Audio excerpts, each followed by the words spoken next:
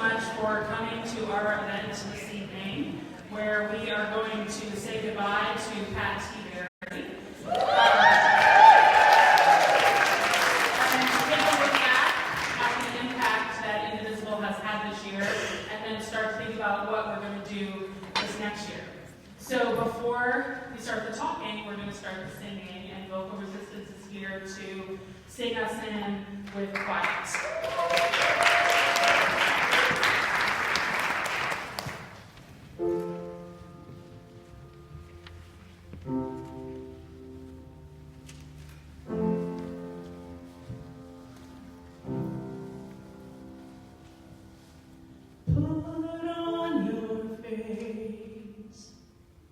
Know your place.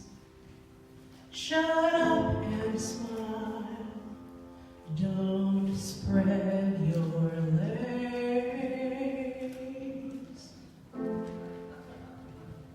I could do that, but no.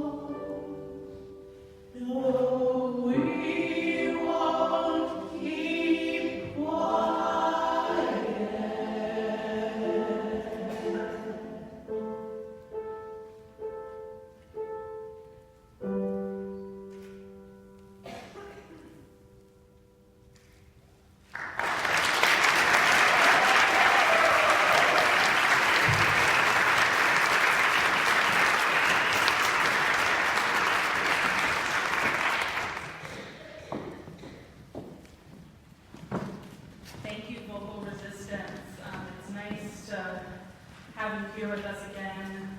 Vocal Resistance has been a great supporter of the Indivisible movement, and we're really grateful to you all for being here tonight and every other time we've asked you that you've shown up. So again, welcome to the Flat Pat Retirement Party and Resistance Resolutions.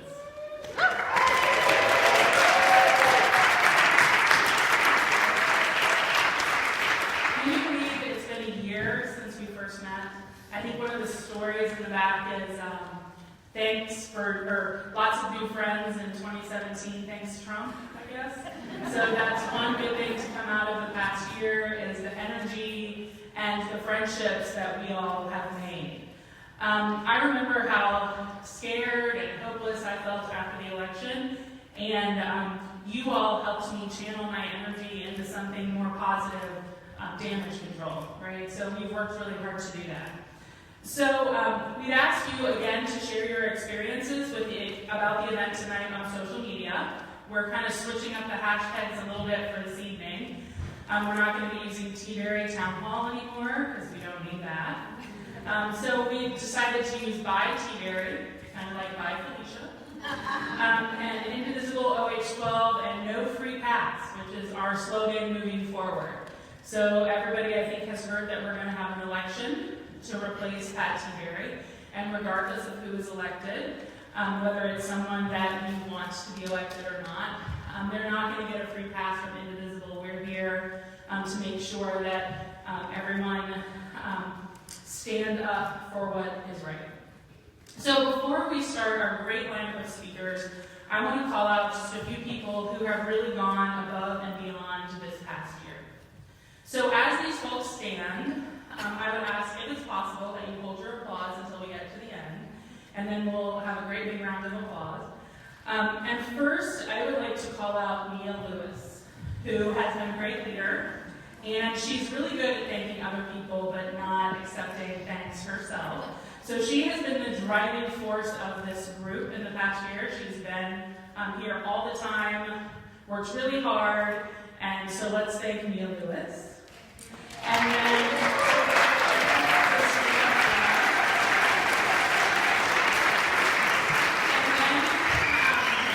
I would stay standing. I would like to thank the T-Berry gang, and you guys know who you are. So these are the people who showed up for part of the 50 weeks that we visited T-Berry's office. If you showed up at all, you were part of the T-Berry family. So you saw a lot of their signs out front that they worked really hard at to take truth to power, to stand out on the street with their signs and then go inside and talk to T-Berry and his staff. So we are very grateful for all of you. So please stay standing. And now the people who, at some point this year, took time to visit T-Berry's office or Portman's office and either got to meet with Representative T-Berry or his staff. Great experiences. You all spoke up. You spoke truth to power again. And guess what happened? They stopped taking meetings with us. Right? So the next thing that we did, everybody stayed standing, but join them if you then went to Pat T-Berry or Rob Portman to tell them what you thought, either with a sign or by greeting them at an event. Some people call this bird dogging. I call it being a concerned citizen. Anybody want to join them? Who was in on those actions? Another thing that people did above and beyond was they marched this year, right? And some of our members actually organized marches. So there were some of our members organized the tax march, remember way back then? And the truth march, right? The March for Truth. So if you helped put that together or you showed up at any march this year, including the Women's March, or any action outside of Portman's office, like the caroling for tax scam, any of that, if you showed up at any of those events, stand up, join the team.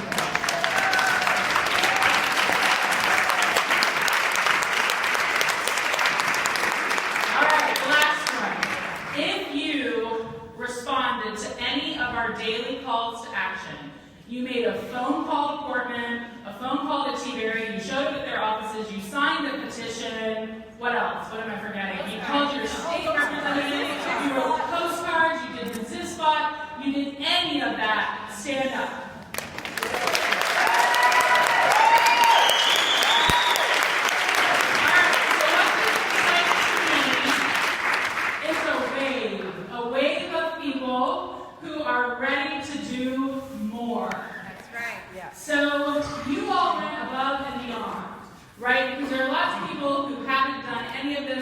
this year that sit at home and are really upset.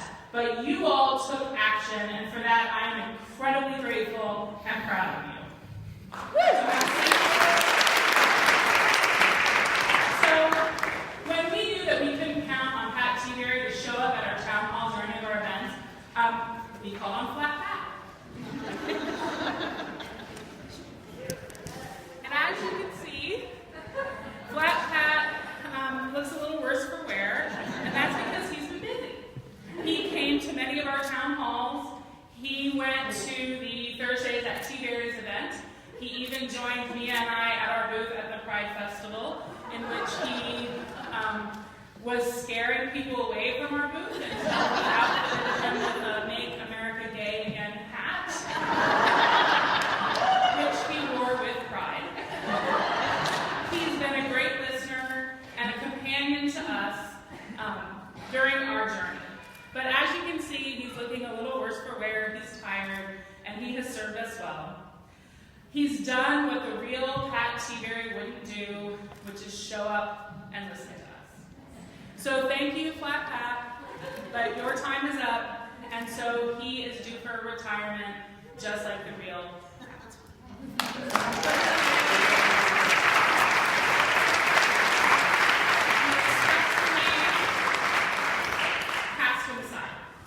And so now we're ready to move on, and our first speaker is Professor Mitchell Lerner, who's going to join us up here.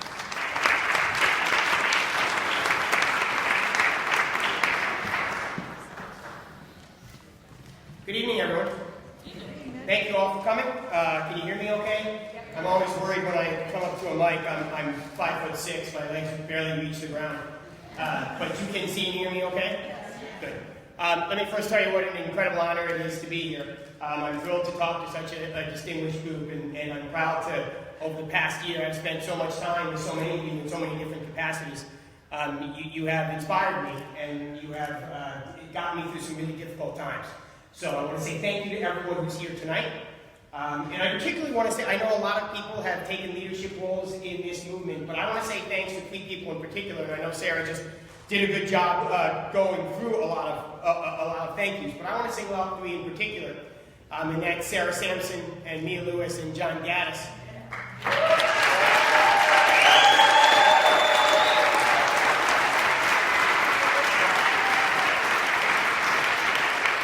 I know that there are others who played really incredible roles here, and I don't mean to slight anyone, but these are the 3 that I've gotten to know the best and the 3 that I've worked with the most.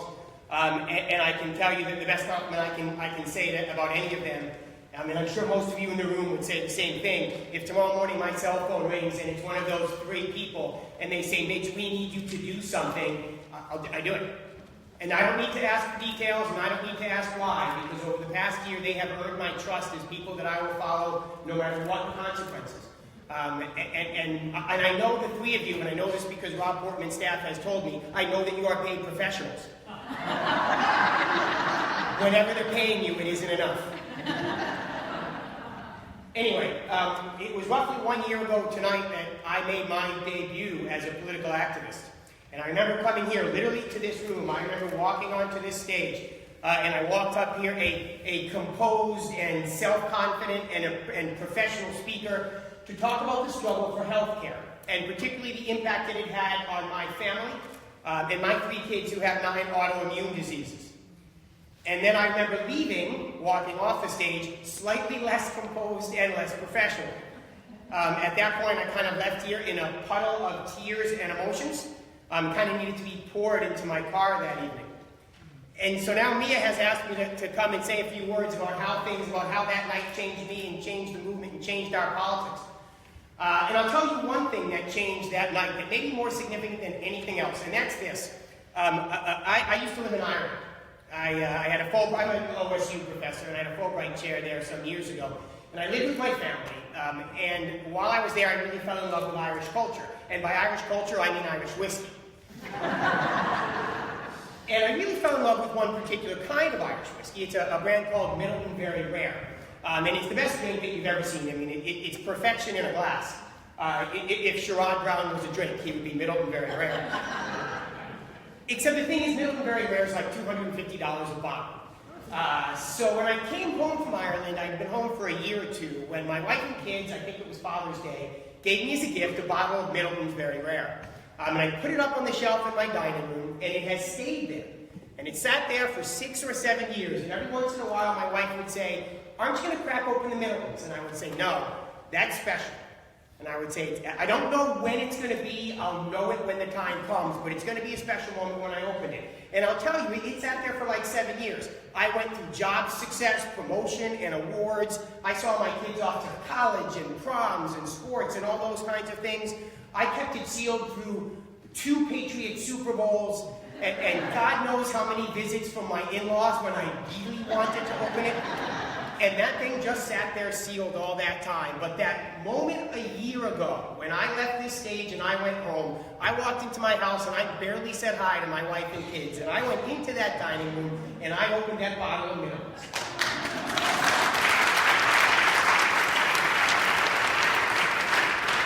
And I sat there for a while in the silence, just sort of reveling in the emotion.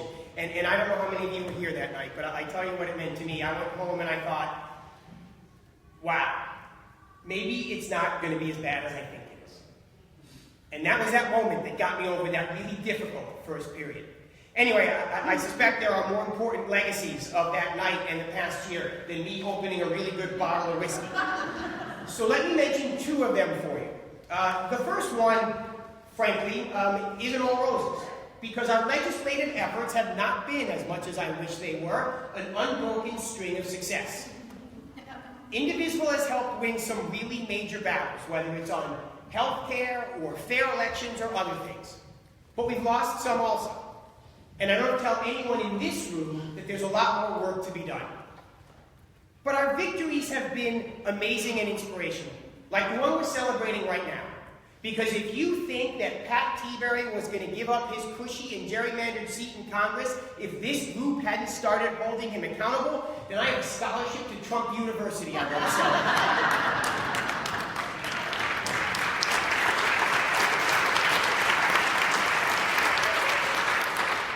But even more than any specific legislative victory, there's a couple things that we need to remember that can't be so easily quantified. What our efforts have done in the larger scheme of things is to push the larger political discussion in directions that would have been inconceivable a couple years ago. It's empowered new people to come out and enter the political process in all sorts of ways that they never would have considered before. It's brought pressures onto Ohio politicians like we haven't seen in decades. And above all else, it's laid the groundwork for a brighter future than I think anyone in this room imagined on November 8th, 2016. I'm a political historian, so I think I'm qualified to say something about the defeats that we've had as well. Because every time I see the right-wing extremists propose another horrible restriction on voting rights or labor unions, every time I see them attack decent, honest, hard-working immigrants to score cheap political points, every time I see them oppose things that any civilized nation should take for granted, whether it's universal health care, or clean air, or clean water, or an opportunity for all of our children to get a good education, every time I see that, I recognize it for what it is. It's not a sign of a bleak future for our country. It's a last gasp of a desperate minority trying to cling to power.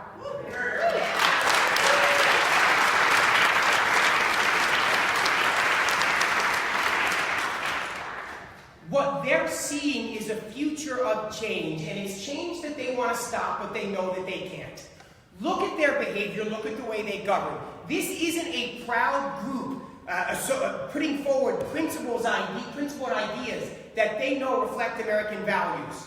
It's a group of cowards trying to rig the system in the dark of the night, in the future hopes that they can stop the storm from coming that they know is coming. And I'll tell them right now, it's coming soon, and it's coming for them.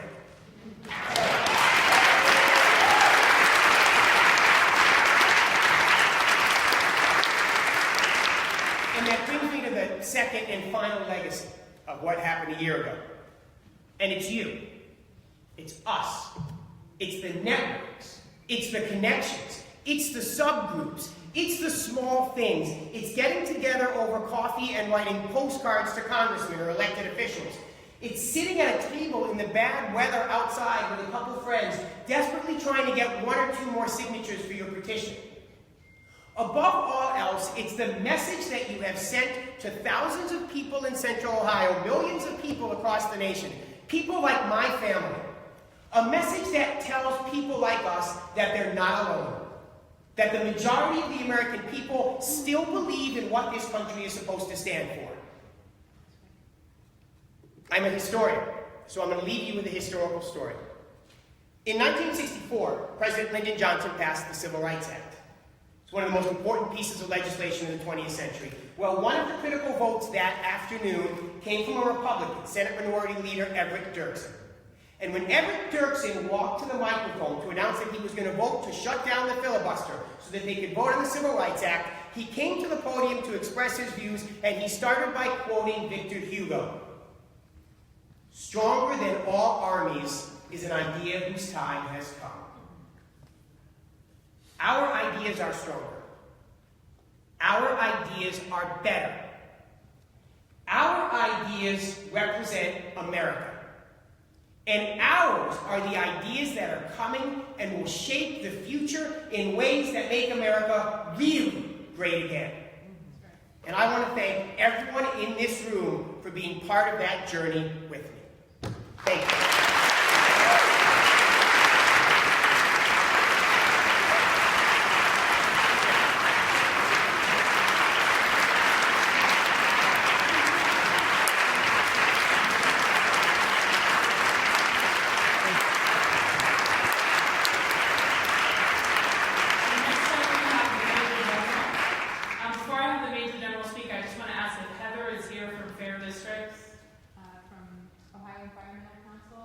That's okay. So Major General, we will welcome you to the stage. We are very fortunate to have you as a member. Well, I'm even more fortunate to be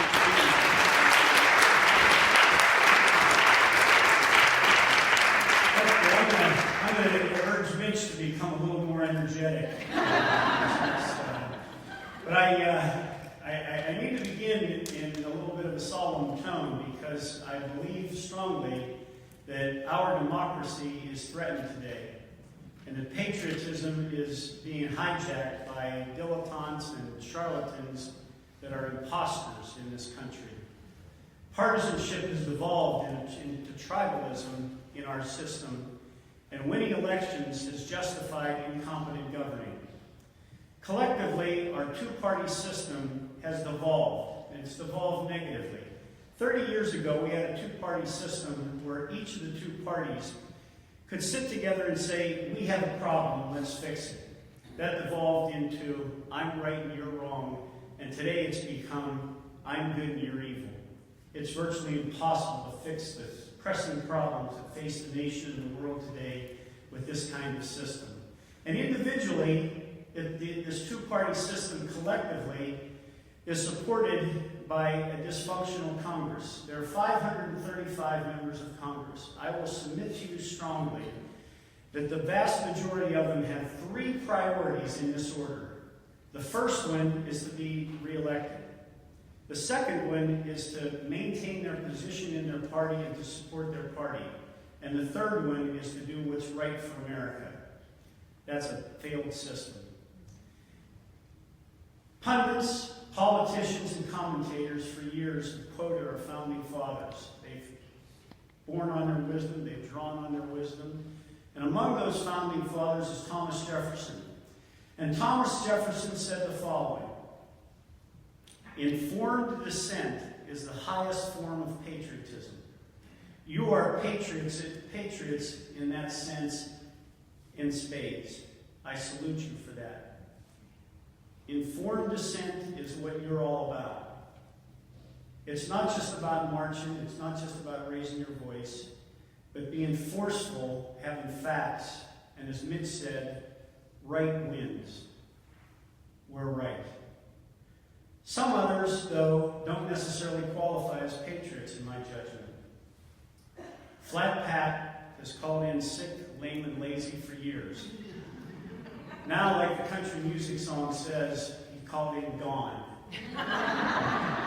He's gone.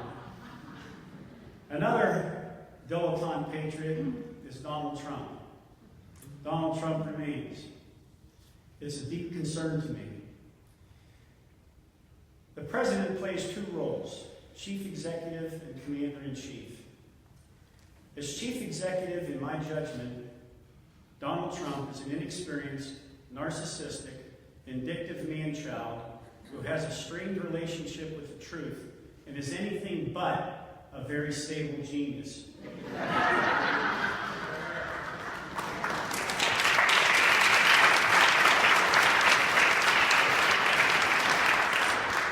I spent 35 years in the military, so I know a little bit about what to expect as a commander-in-chief.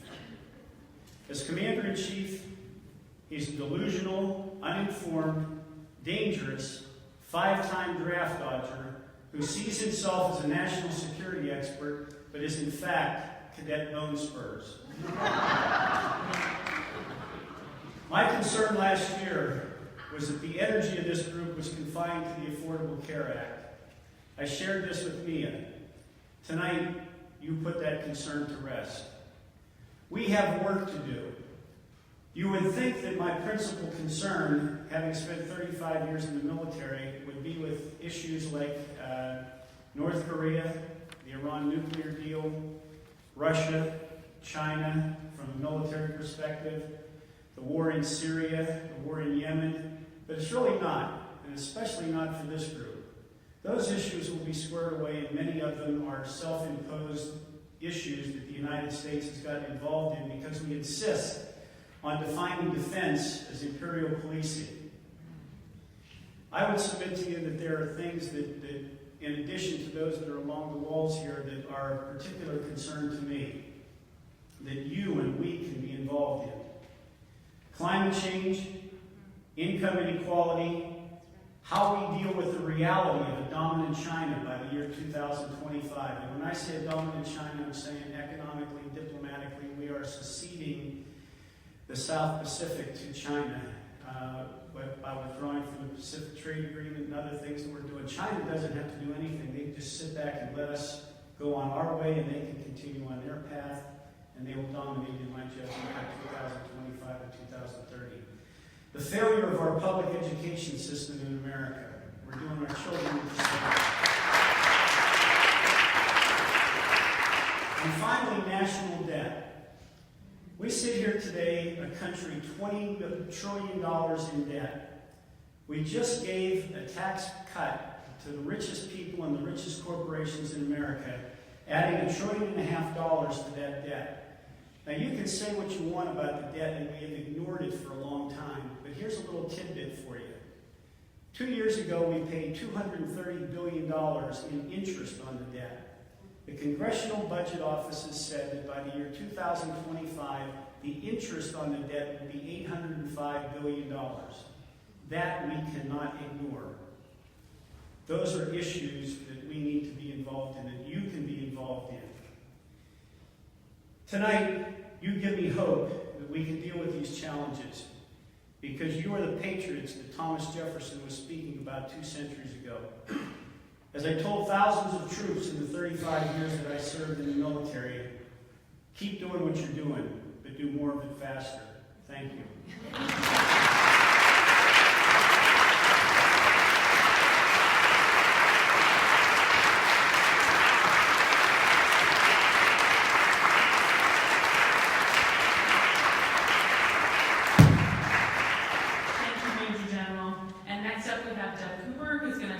About what it's meant to her to be an active Indivisible member.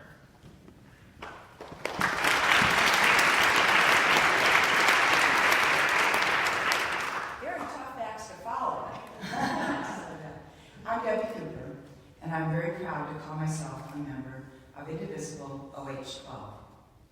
Like many of you, I did not believe that Americans would ever elect someone like number 45.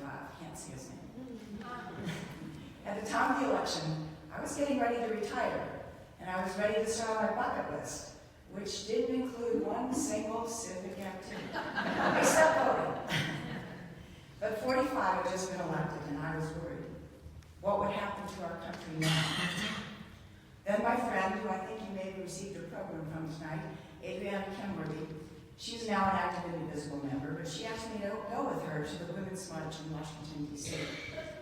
I fought a case of nerves, but I agreed. If she could do it, so could I. My children gave me the shirt for Christmas, and they cheered me on.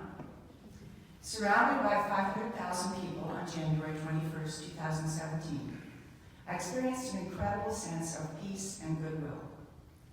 And in the midst of that colorful mass of humanity, I spotted a small sign. It was propped against the back of a card table chair, and it said, "This is only the beginning." I remember thinking very cynically that we probably would fall back into apathy once the march was over. Fortunately, I couldn't have been more wrong. And on January 28th, just a week later, I attended a meeting with my friend Lori Crowder, who is also another active Indivisible member now. The Unitarian Church was packed, Mitch will remember, and also the General will remember also. And the program was very inspiring. But I wondered where all these people had come from and who had put this meeting together so quickly. I was soon to learn about the amazing people who had made it happen. Key among them are phenomenal Indivisible OH-12 leaders, Mia Lewis, Sarah Sampson, and John Gaddis.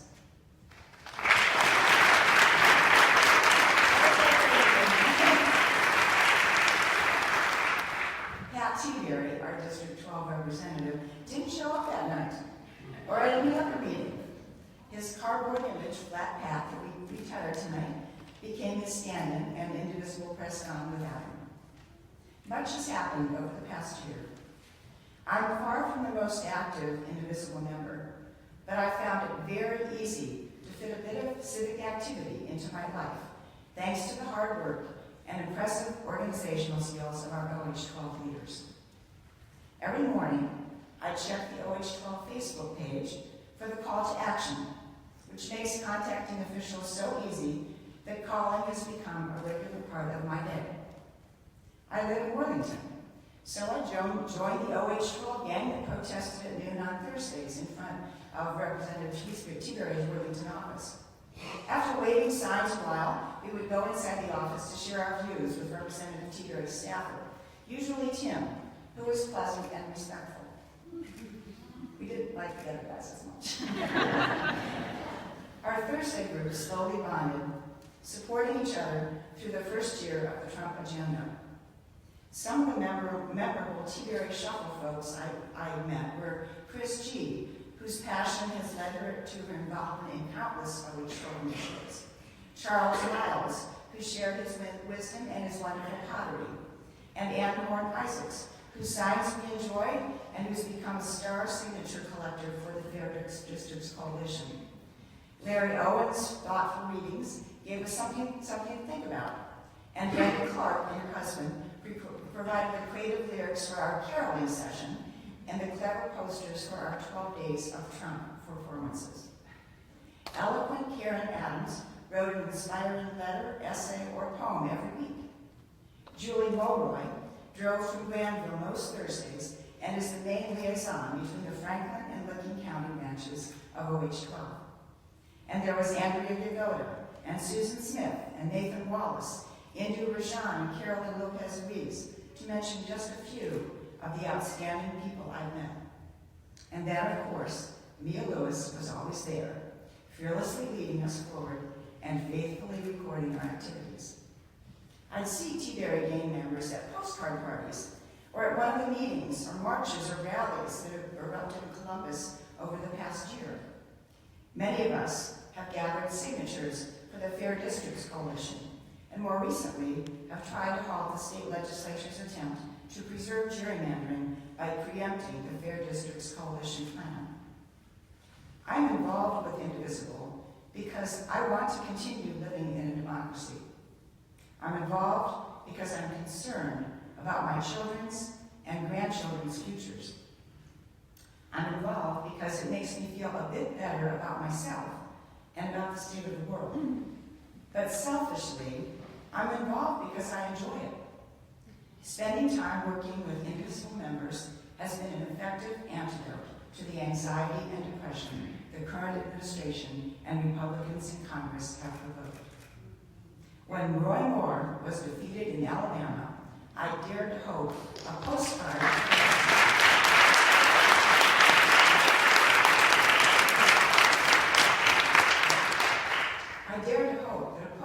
I'd written might actually have encouraged someone to vote.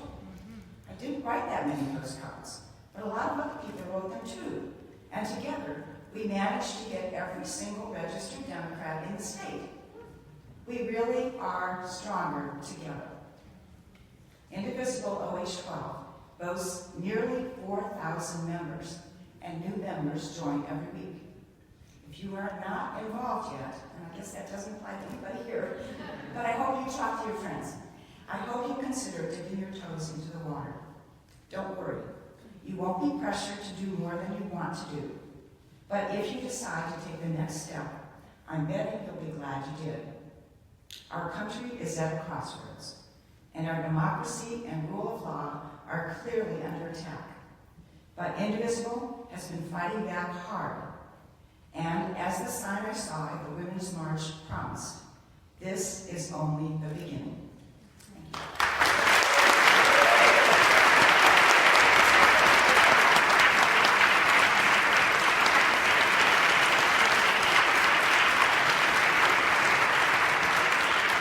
Thank you so much, Deb, for everything that you're doing. And next up, we have Valerie coming, who's going to talk to us about how she was inspired to run for office this year and win.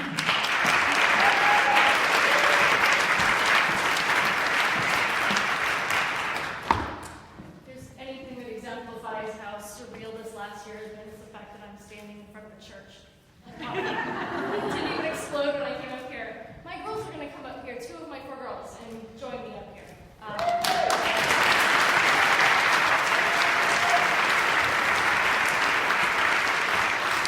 These girls have been marching and protesting for the last year alongside all of you, so I thought it was fitting that they come up as well. So I'm Valerie Cumming. I was elected in November to Westerville City Council.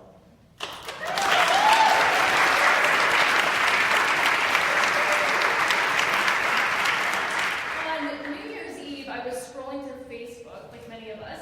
I noticed 2 things that were surprising to me. The first is that Mariah Carey didn't blow it this year, which was kind of disappointing. But the second thing was that universally, like post after post, people were saying they were so glad that 2017 was over, that it was a dumpster fire, it was just a loss of a year, that they couldn't wait to move on to something else. They were so glad to see it end. And I was kind of surprised by that because I didn't view 2017 that year that way. I viewed it as a year full of hope. I decided to run for office after I went to the Women's March in D.C. in January. Raise your hand if you were there. Like, nice. Yeah, so you understand. You understand that it was an inspiring and uplifting experience, even life-changing, I would say. So when I got back, I realized I had to do more than just be angry, like we've been talking about tonight. So I joined Indivisible. I made signs. I wrote postcards. I called my reps. I even got one of those very rare meetings with T-Berry. I know, it was because I have a friend in high school who's like one of these pearl-wearing Dublin Republican like women. And she's like, do you want to go with me? And I said, well, sure. I think she had like no idea. So I let her do her thing, and then I said, I'd like to respectfully add a few comments. I said, great. So that's how I weaseled my way in there. So after all that was said, and then I finally, around January, February, decided that I was going to run for city council. And for those of you who don't know Westerville, how many of you are from Westerville in here? Okay, fair number. For those of you who don't know it, it's a pretty Republican town. It doesn't exactly like embrace progressive change. And I was running against not only Republicans, but like beloved Republicans. One of the men I ran against has literally been on city council since I was in the 8th grade. So these are like institution Republicans, right? And then here's me. I'm openly progressive. I have 0 experience. I'm a mom and a writer. I've never served on a board. I'm not a member of the Rotary, the Chamber of Commerce, and I'm not even an old white guy. So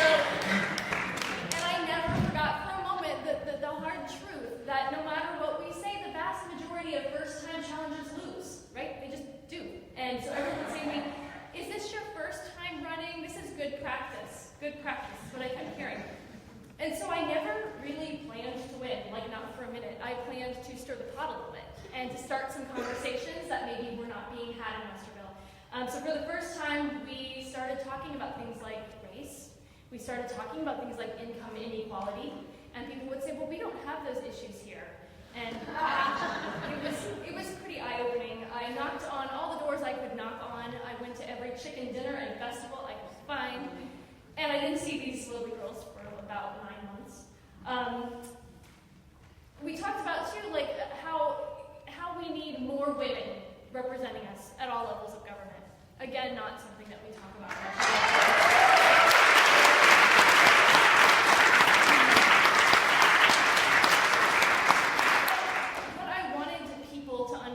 When I met with them and spoke with them and shook their hand, is that yes, we're frustrated, we're all frustrated. Change is never going to come from the top down. It's going to have to come from the bottom up, and that means us, and that means local, and that means why these elections are so important. And then, on November 7th, I surprised no one more than myself when I actually won.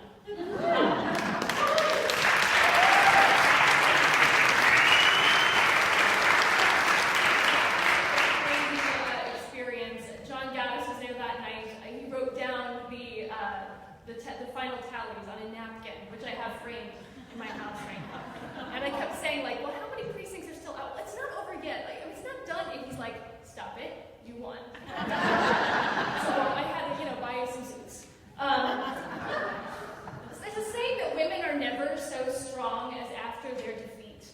And when I look back at 2017, I look at the incredible efforts of women to take back the dignity that was stolen from us in 2016. I look at the fact that at the moment, about 75 women are running for governor. The number of Democratic women challenging incumbents in the U.S. House of Representatives is up nearly 350%. Since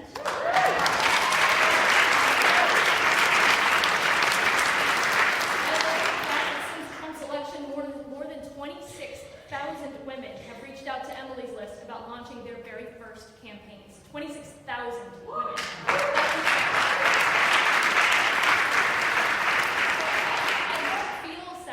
Over what's happened to us. I feel nothing but hope about what's to come. But recently I was feeling a little bit depressed because now I actually have to do this job that I campaigned to do, right? And sometimes that means I don't get to participate in the things I want to participate in. I can't be as openly progressive as maybe I was when I was campaigning. And a friend of mine recently, she called me up and invited me. She was one of the organizers of the protest of the tax bill. And she, sent me a message, said, can you come? And I couldn't because I had to go to some dumb, schmoozy political dress-up thingy that night. And I wrote back to her and I said, I'm so sorry, I feel like I can't help in the ways that I want to help. I feel like this is kind of useless. And she said something that I thought was so great that I wrote it on a Post-it and stuck it on my bathroom mirror. She said, no worries at all, my friend, we're fighting the same battle. And I just love that so much because it's so very true. Running for office is one path to the resistance. It's not, by a long shot, the only path to resistance.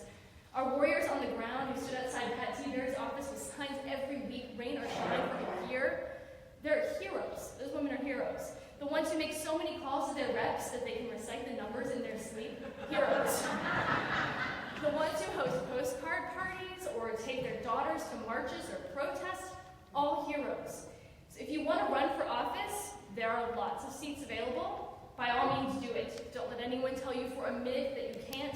I'm proof of that. If you can do it, if I can do it, anyone in this room can do it. But if you don't want to follow that path, then call Senator Portman's office every day for a week. If that makes you nervous, write a postcard, 12 or 20. If you've got kids and a job, you don't have time to do that, write a check to a female candidate. The battle's long. It's going to take every single one of us to win. And if we face the battle for the 12th district, whichever candidate the people choose, those warriors are going to fight their hardest for. So yesterday, one of my little ones, that one right there, she said something that my girls say a lot in our house, and that is, Mommy, I wish Hillary Clinton had won.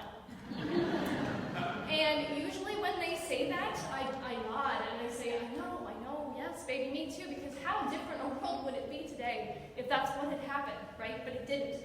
And so this time I looked at her and I tried something new, and I said, yeah, but look how many wonderful things have happened because she didn't. And she kind of looked at me like, what? Because we're often enumerating all the horrible things that have happened because she didn't, but what about the wonderful things that have happened because she didn't?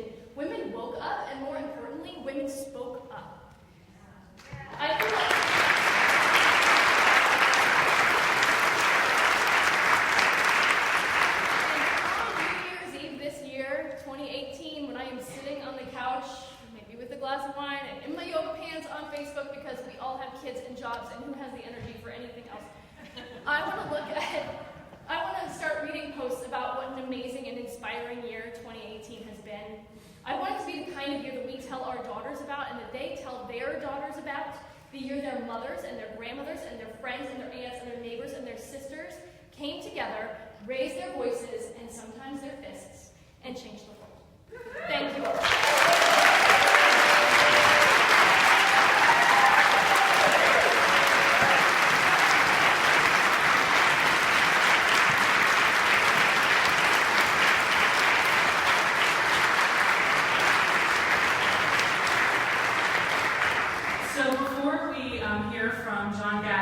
Talk to us about the future, I would like to practice something.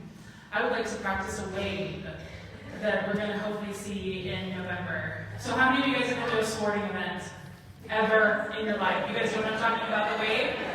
So I feel like this will work better if we start from the back, and you guys start the wave, and then everybody we bring the wave this way. Everybody know what I'm talking about? We're going to practice a wave, and I'm going to say what kind of wave it is, so you all know what I'm talking about. In the back, Penny. I see you. Start the wave.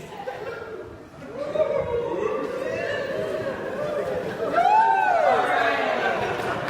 So we need to do that in November. In order for that to happen, we need information.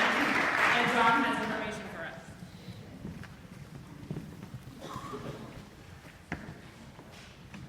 Hello everyone. Just hearing everybody talk, hearing Battle talk, and seeing the great slideshow reminds me of a lot of the great experiences we've shared together this year. I remember the meeting that Val talked about with Representative T-Berry. She was saying some stuff in the group, and some people were saying, "Do you know this Valerie Cumming woman? Do you trust her? Is she telling us the truth? Like, did T-Berry really say that?" And I'm like, "Yeah, I've known Valerie for a few years. You know, she's a good person." And so I'm so glad that she was successful this year in your first campaign. And also, we had other great people in Westerville that ran. Alex Heckman, is Alex still here? Alex is. So, we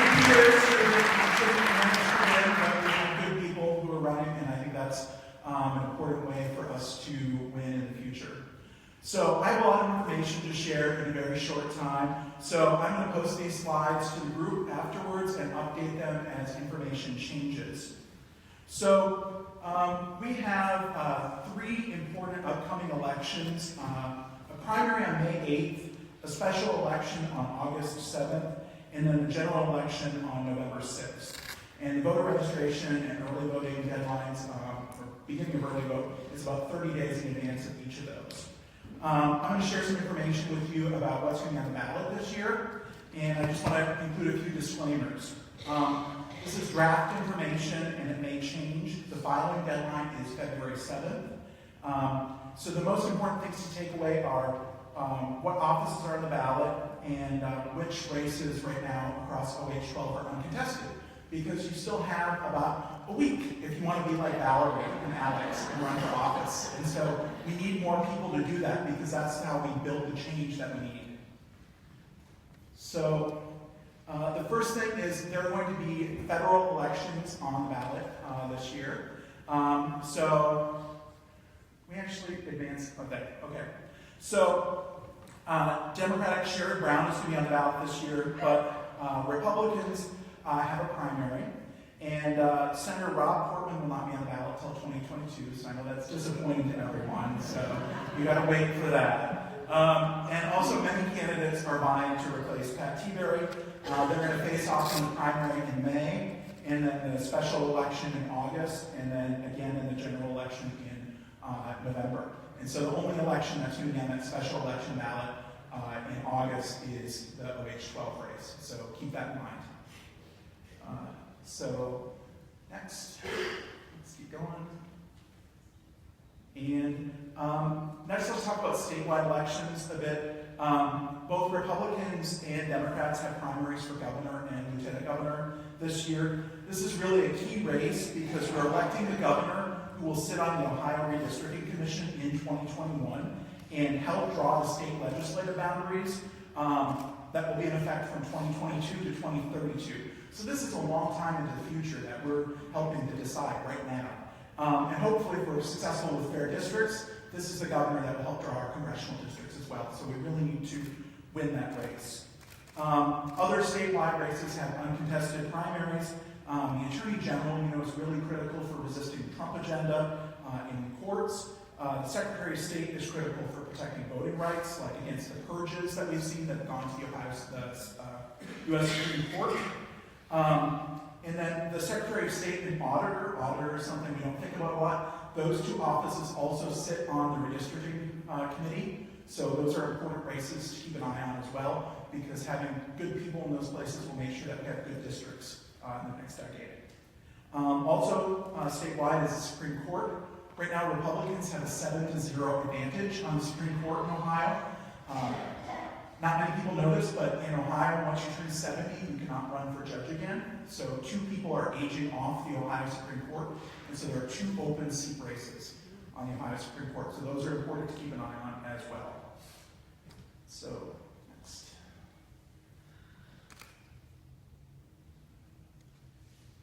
Okay. Let's keep going a couple more slides. I'm sorry, these weren't supposed to be in here. So, one more. Okay. So, next we have the Ohio Court of Appeals. These are appeals courts across the state. So, do we have anyone here who lives in Marion County? Anyone here from Marion County? There's an uncontested race in that district. So, if you know anyone who's a lawyer from Marion County, prod them to run for judge. We need them. What about Franklin County? Who here lives in Franklin County? We have a lot of people from Franklin County. We have one person who's aging off the court and one incumbent. One person's running for the open seat race, and then there's one person unopposed. So if you know any lawyers who've been in practice for 6 years or longer, they might be good people to run for Ohio Court of Appeals. So, and what about everybody else? Who lives outside Franklin County but not Marion County? So we have a few people here. That's the 5th district. There are 2 incumbent Democrats and 1 incumbent Republican running for re-election. And so far, none of those people have opponents. So if you know people who are attorneys and been in practice 6 years in any of those counties in blue, they could be a potential candidate for the Court of Appeals. So next, let's talk about the House of Representatives. And this has changed pretty rapidly in the past few days. Right now, the only race that looks like it's uncontested is the 86th district, which includes part of Marion County and Union County. It looks like we're going to have competitors in the races in Delaware County and Morrow County and Richland County. So that is good. But we still need one more candidate there. So next page. So this is the district map in Franklin County. All these seats have competitors and primaries, and there's a lot of candidates. So let's just go past these next couple slides and pick up on the east side of the district. So on the east side, in Licking County, there's 2 seats, and both of those have competitors. But in Muskingum County, there are 2 incumbents, Ron Hood and Ryan Hill, who are so far unopposed. So if you know anybody who lives in Muskingum County who maybe wants to run for office, we still need people to run for office for state rep there. So, next slide. So this is the state senate map. Next on the state senate map, we have SD 31, which is the Licking County district, and Jay Hottinger, and so far he's unopposed. 3 other districts, Richland County and Morrow County and Marion County, they are not on ballot until 2020. They have 4-year terms. And then we have one race in Delaware County and coming in Franklin County, and there's a contested primary there on both sides. So that's going to be an interesting race. So next. These are the districts in Franklin County. Green district is not on the ballot this year. All the others are, and they're going to be contested. So next slide. Next. Okay. And so now we're getting to local elections.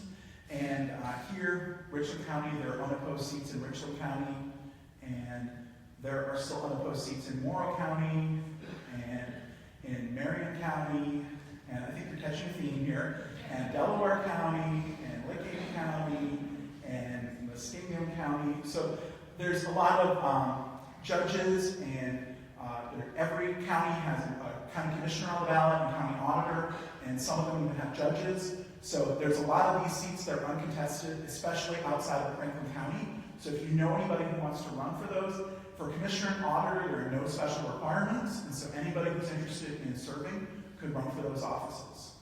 In Franklin County, most everything is going to be contested. Right now, it looks like we have a special election for county engineer and a couple uncontested judgeships, but other than that, everything else looks like it is going to be contested. And let's move to the next slide. So, county party leadership is on the ballot too, so that's something else if you're interested in running for some sort of office. And next is fair districts. So I need to give you a quick update on where we stand for fair districts. Some of you may know we need to get 305,591 valid signatures, 10% of the votes cast in the last election in order to be on the ballot. And then 5% of the total in 44 of Ohio's 88 counties. Right now, we are over 193,000 signatures. The press release put out by Ohio Environmental Council, I think last night, Fair District said we're over 200,000 now, so that's actually a little bit dated information. And we're over 27 counties have met the threshold, so that's good. And then submission deadline for that is July 4th, so if you are collecting signatures, keep going. We need to get those in order to be on the ballot. The legislature, as you know, is trying to put something on the May ballot to compete with us. They have until February 7th to do it, and then for May, and then they could actually put something on the ballot for November too. They have until August 8th, and so they could be playing games with us all the way through on this fair districts thing. So we need to keep on top of that and keep circulating the petition, keep pressure on the legislature. There are other initiatives too that are circulating that could be on the ballot. There's local government reform, puppy mills, other things. So we'll hear more about that as the year goes on. So 3 takeaways here. There are going to be 3 elections in OH12 this year. So pay attention, know when the deadlines are, know when your elections are, and be sure you get out and vote. There are elections at every level of government, and we have a lot of uncontested races, especially in local government and for the state legislature. So if you are thinking you want to run for office and you live in some of those places, think about it, and if you're interested, I will help connect you with the people to help you run, because we really need more good candidates to run for office. And if you can't, if you know someone who's good, encourage someone else to do it, because I think it's really important that we have all these things be contested. So, thank you very much.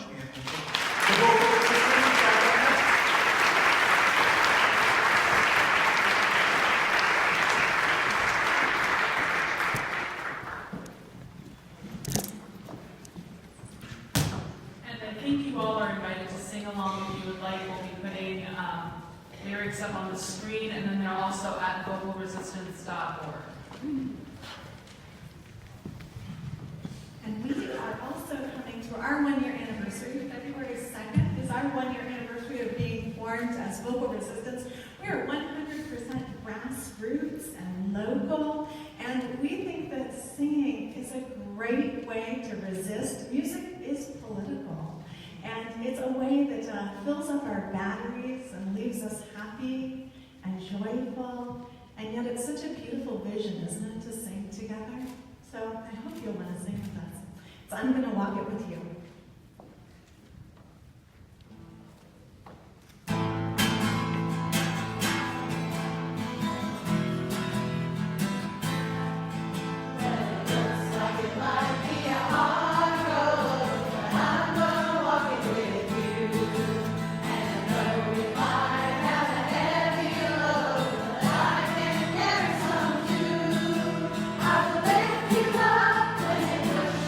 I will raise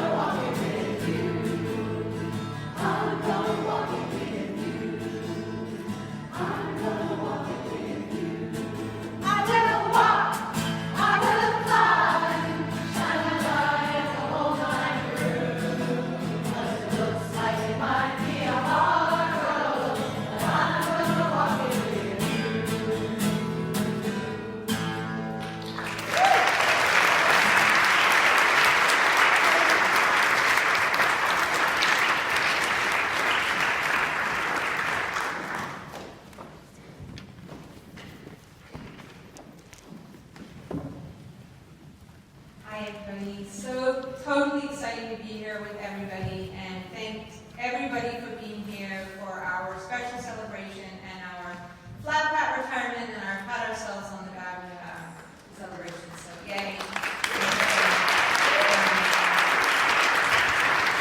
We were going to have a wall of unsung heroes, and we didn't get around to it, but I think pretty much everybody here is, on that wall. There's so many people who have done so many things. People running our Twitter account. There's someone running it, John Russo, who I've never even met.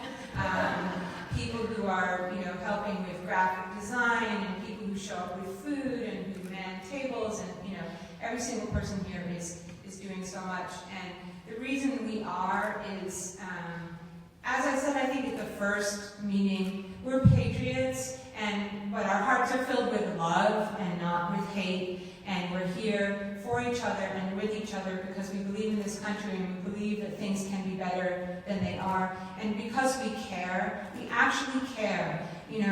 When we were out at T. Gray's office, there's a bunch of people there who, they're not going to be affected by the End of the Dreamer Act, and they're not going to be affected by, whatever other thing. But we actually care about other people and about our country and about our government, and we want to make it better. And it's shocking and disturbing to us that our members of Congress are not doing their jobs, and we basically have to do their jobs for them and get out there and make them do what's right.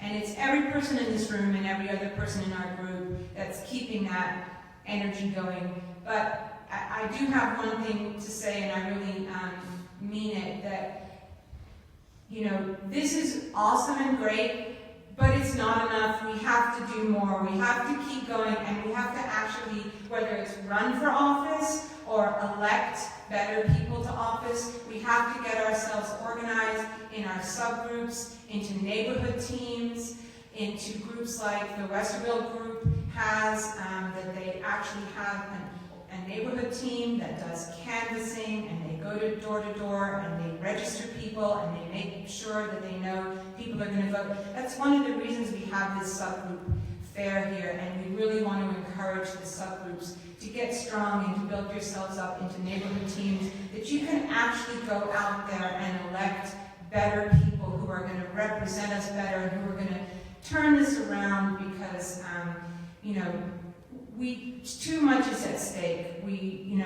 There's just really too much at stake. And the other side has a lot of money, a ton of dark money, and they have, lies and all kinds of things. And what we have is each other, and we have the fact that we care and that we mean it. And each person in this room can do those things. That's a principle that we're running on here in OH12. You don't need our permission to do something. You don't need our permission to have a protest or to have a postcard party or to run for office or to organize your team. We'll help you. We're here. We see ourselves as servant leaders. We're your servant leaders. We want to help you do the things that you want to do and be the most effective that you can be. But you have to decide what it is that you want, and you have to get together in your groups, on your streets, in your neighborhoods, with your book clubs, whatever it is, and you have to go out there and fight. And we'll do everything we can to give you the mechanisms to make that easy, whether it's helping you do a campaign 101 presentation. There's 2 of them that are on our program here, upcoming events. Or whether it's telling you about postcards to voters, which is a very cool thing. We have a table about that. Whether it's helping you get out there and do the Fair Districts petition. That's important. We're doing that. We have to do that. Because, you know, the other side there, they're bullies. They're going to be fighting against us, and we have to stand up for ourselves and make sure that we fight for fair districts. So each one of you can turn into more because it doesn't matter, you know, what we do as a small group. It matters that everybody gets involved and does as much as they can because we care and because it's important. And as Valerie said, you know, we want to look back at 2018 and say that was an awesome year. That was an awesome year. We just crushed it. So go out there and crush it. And you know, we've got food, we've got fair districts, we've got postcards of voters. We want to get your 6-word memoir, say something about something that happened last year, something that a resolution that you have for next year. Ask us questions, you know, stay involved. But we love you and we want you, you know, in the fight with us all the way. Thank you.